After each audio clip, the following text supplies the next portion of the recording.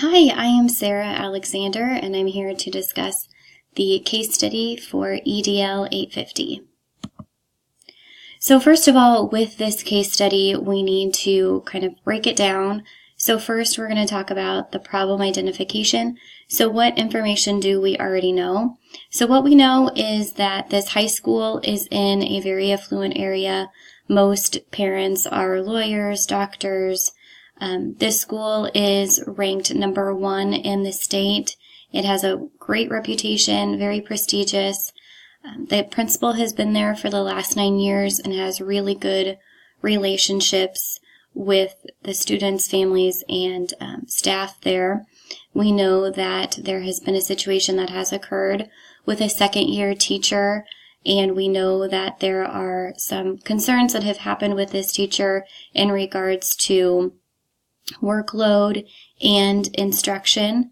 We also know that a Facebook page has been created discussing the concerns of this teacher to the point where this teacher does not feel safe. Some additional information that we need to know is we need to know who created this Facebook page or who was involved. We also need to know what has been occurring in the classroom, what has been occurring, including what the students have done, and also what the teacher has been doing or not doing.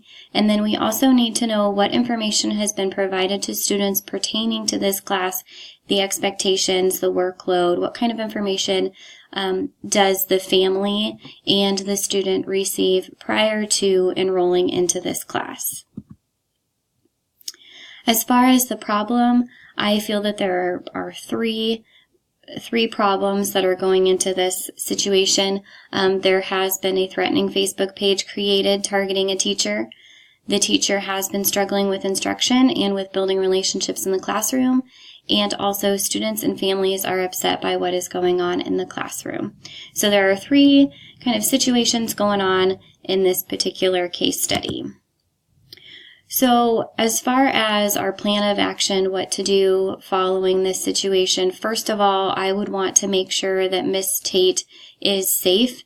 This situation needs to be handled very seriously. In the case study, it mentioned that the principal said, I don't feel this is a serious matter.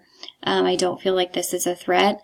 And I don't agree with that. I agree that I believe that each situation needs to be taken seriously. Miss Tate is feeling nervous to be at her house that night, which tells me that she believes that this threat is a very valid threat and I need to treat it seriously. So first of all, we know that she's staying at her mom's tonight, but we need to know what her plans are for the rest of the week. Does she feel unsafe at school? Do we need to, is there a way that we can give her some sort of administrative leave or while we do an investigation, or would there be a chance that another adult could be in the building or be in her classroom with her to ensure her safety and to make sure that she feels comfortable and she feels safe? Next, I would want to follow up with the teacher in person that next day. I would want the SRO to be there. I would also want to contact the authorities. I would want the district office to know, my supervisor to know what was going on. And I would also want to talk with her about the teacher, about what her thoughts are related to this problem. Why does she think that this problem is happening? What kind of things are going on in her classroom? And just kind of get her opinion on what is going on. Next, I would want to follow up with the students. I feel that it was not beneficial and helpful of the principal to ask the teacher who she thought created this Facebook page, because that's jumping to conclusions, and I don't agree that that is a productive way to begin the investigation. So I would want to follow up with all students in the class, not just William. I would not necessarily want to talk about the Facebook page in general, but I would want to talk to them about how is class going, how are you feeling, how are you doing, what can we do to better support you. And then maybe from there, I might get some more information related to the Facebook page. I would also want to check with authorities as far as what kind of conversations I should be having with the students. I would not want to interfere with any of their investigations. I would also reach out to those parents that I've heard from that have had complaints. I would want to get some more information from them. They need to be a part of the process. They might be able to shine some additional light on the situation. I would also want to create a plan for all students on what they can do when they feel frustrated in class. I think that this would be a conversation or a lesson that I would want to have in front of the entire class. What are some things you can do when you're feeling upset? What can you do to help manage the stress? What kind of things are you needing in order to be successful? And I would also, for the step 4, I would want to follow up with the teacher again to discuss the strategies to build strong relationships. I feel that relationships are the cornerstone, the foundation of education, and something is missing here. I would also want to talk with her about instructional strategies for the curriculum. I would like to go through the curriculum. What is she teaching? How is she teaching? And then as far as continuing this mentorship, I would want to be present in the classroom. I would want to go in and I would want to observe what's happening. What is the teacher doing? What are the students doing? I understand that the behaviors in the class may change when I'm in there, but I also want to be present. I want to be seen. When thinking of resolving this situation, this problem, it would be important to resolve the issue and think of all students, not just one student. So in order to promote the academic success and well-being of every student, I first want to think about what is best for kids. That would be them having an education that's going to prepare them for the future. I would want to also be in the classroom, like I mentioned, to observe and monitor behaviors. I want them to be safe, and I want the teacher to be safe. I want to follow up with law enforcement, and I do not, again, want to interfere with their investigation. When dealing with the behavior at school and consequences that may occur at school, I want to make sure that these consequences are based on the results of the investigation and based on what I am seeing and observing in the classroom. Some few examples of data from the case. We know that there is rigorous course material and strict expectations. So what exactly does that look like? What information is given to the students and to the parents about the expectations that Ms. Tate has in her classroom? Is it clearly defined, or are her expectations changing? Also, I take into account the phone calls that we've received from these concerned parents. We know that there's something going on causing these parents to feel concerned. We also know that the student stress is high, and I feel like there's a balance here. We want to have really high expectations. We want this curriculum to be very prestigious, to go along with the prestigious nature of our school. So it's a balance between having those strong expectations and the rigorous information in the curriculum, but then also not being over the top, extreme.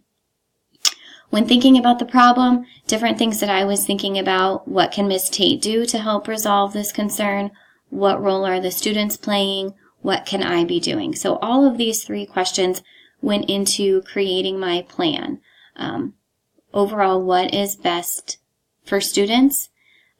When I'm thinking of how to solve this problem, some of the values that I have: the safety of students and staff, the educational relationships between the teacher and the students, the teacher and the parents, the relationship that I have with the teacher. I also value the academic, social, and emotional learning that the students are receiving here at our school. I also am valuing this prestigious reputation of our school. I don't want that to falter. When thinking about how I'm feeling, I am feeling concerned for the teacher and the students. I'm feeling frustrated that the situation has been occurring. I am also feeling motivated to come to a resolution.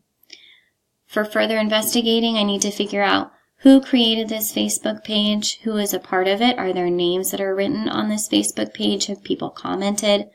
I also need to investigate Miss Tate's teaching style and her lack of relationships, and I also need to investigate the curriculum and instruction. As far as reflecting on standards, Standard 5 is related to professional ethics. An education leader at the building level applies knowledge that promotes the success of every student by acting with integrity, fairness, and in an ethical manner. As far as an education leader at the building level applies knowledge that promotes the success of every student by acting with integrity, this means I am upfront and I am honest with those that are involved in this situation while maintaining confidentiality. There is no reason that I should be breaching confidentiality in any situation, especially when the safety of students and staff are a concern. I need to be taking situations seriously, again, especially when safety is an issue. And then I also need to follow district procedures regarding consequences and also just the way in which to handle this situation. I need to be diligent in making sure that I'm following these policies that are in place through my district. In regards to acting with fairness, this means that I need to be following up with all students, not just William, that Miss Tate mentioned to me. I need to follow up with all students in her classes. I need to be making sure that if there are changes done to the curriculum, that it's applying to all students, not just the students who are involved in the Facebook page, not just the students that are overly stressed. I also need to provide student consequences that are equal and fair to all students. One student is not necessarily punished or has a higher consequence than other students if they have equal involvement in this Facebook page. I need to make sure that the consequence fits the behavior, and I need to make sure that I have the same expectations for all staff. In regards to ethical manner and responding to the situation in an ethical manner, I need to avoid jumping to conclusions, and this goes back to jumping to, it was William who did this. We need to avoid that. We need to do a full investigation, gather all of the information that we need in order to move forward. I also need to maintain confidentiality. Again, this is a very important piece that I think sometimes is maybe challenging in the school system because other teachers want to know what's going on, and they want to know that they're safe as well. So making sure that that confidentiality is maintained is very important. And then also reacting without preconceived ideas. So this means, again, I'm gathering all of the information. I'm not jumping to a conclusion. I'm not going into this thinking, oh, okay, well, I already know how that teacher acts or how that teacher responds, or I know that this student has had problems with this in the past. I need to start with a fresh, clean slate in responding to this situation. And that concludes my case study for EDL 850 and how I would respond to what is going on in Miss Tate's classroom. Thank you.